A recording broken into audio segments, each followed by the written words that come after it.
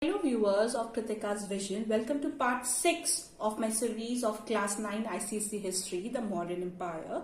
Today we'll do about the king, council of ministers and network of spies and source of revenue of the Mauryan Empire. Hence, in short, we'll do about Mauryan administration. So let's start. We derive a lot of information regarding Mauryan administration from Chanakya's Arthashastra. It is written there that the king was the supreme head of the state and had the military, judicial, legislative and executive power. However, he was the commander of the army and planned military operation with his Senapati. According to Megasthenes, the king was very hardworking, who does not sleep in daytime but remain in the court for the whole day for the execution of public affairs.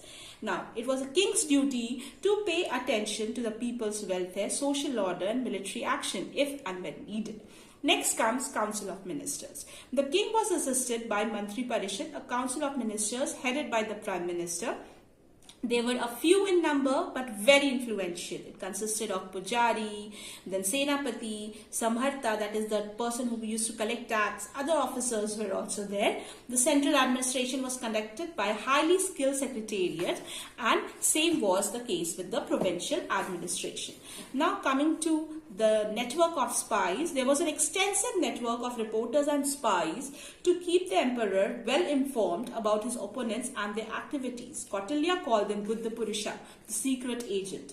Now, they reported to the king directly. They were spies against the spies, and on important matters, more than one agent collected information.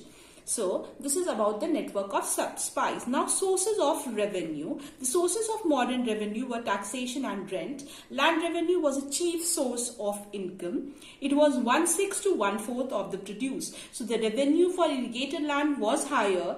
Some other sources of revenue were like mines, forests, manufactured goods, various kinds of toll, taxes, using of bridge, roads, fines, license fees right now as it is collected. There were two kinds of taxes, Bhaga and Bali. Bhaga was a tax on agricultural products and cattle, and Bali was a religious tax.